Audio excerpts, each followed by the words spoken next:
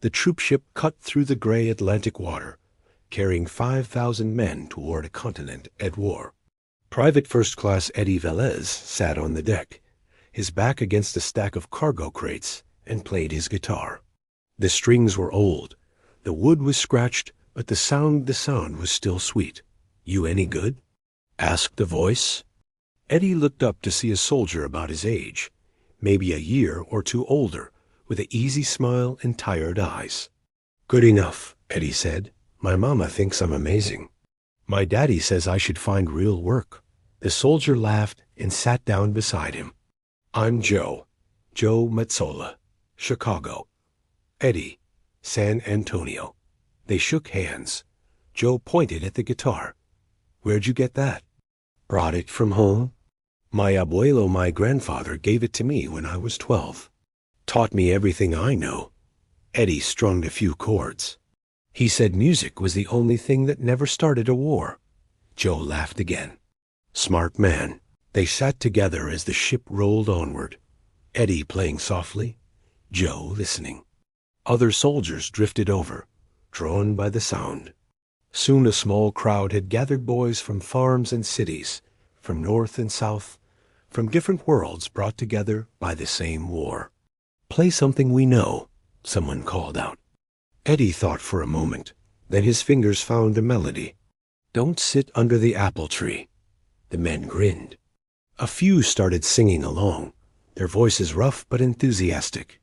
Joe joined in, and then more, until the whole group was singing, their voices carrying across the deck, mixing with the salt spray and the endless gray sky. For a few minutes, they weren't soldiers. They were just boys singing a song, forgetting where they were going.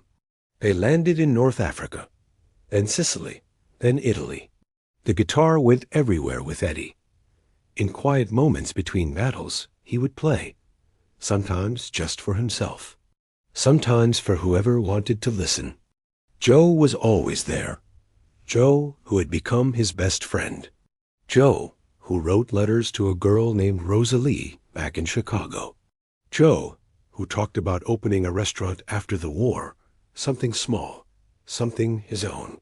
"I'll name a dish after you," Joe said one night, as they sat in a bombed-out farmhouse, Eddie playing softly.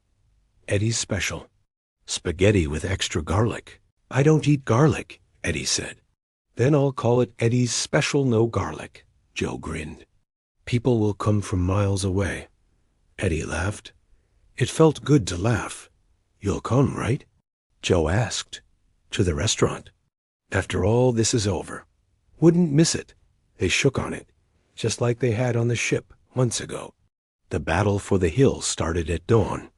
They moved up through olive groves, past farmhouses, past the bodies of men who had tried before them. The enemy was dug in, hidden, waiting. Eddie kept his head down, kept moving, kept trusting his training. Beside him, Joe did the same. The machine gun opened up from nowhere. Eddie hit the ground, dirt spraying around him. He heard shouting, screaming, the chaos of men dying. He crawled forward, looking for cover, looking for Joe. He found him behind a low stone wall. Joe's eyes were open, staring at the sky. His chest was red, soaking through his uniform. He was trying to speak, but the words wouldn't come. Eddie grabbed his hand. "I'm here. I'm here, Joe. Stay with me." Joe's lips moved. Eddie leaned closer. "Rosalie," Joe whispered. Tell her." His eyes went still. Eddie held his hand for a long time, the battle raging around him, the world falling apart. He held his best friend's hand until the medics came and gently pulled him away. After the war, Eddie went to Chicago. He found the address in Joe's letters, a small apartment above a bakery. An old woman answered the door, Joe's mother.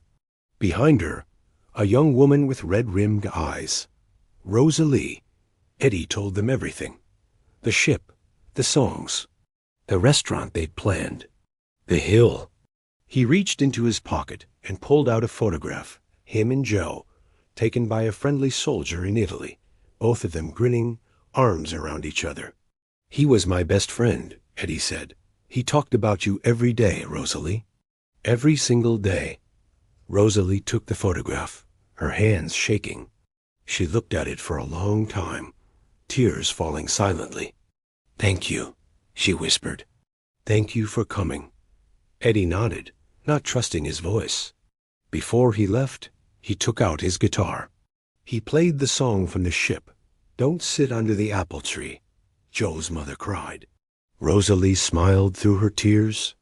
When he finished, he stood up and handed Rosalie something else, a letter Joe had written, found in his pocket after the battle.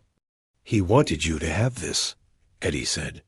50 years later, Eddie Velez was a grandfather, living in San Antonio, still playing the same guitar. One day, a letter arrived from Chicago. Inside was a photograph, a restaurant front, with a sign above the door, "Rosalie's," and underneath, in smaller letters, "In memory of Joe and the music that never stopped." Eddie smiled, tears in his old eyes. He picked up his guitar and played one more song.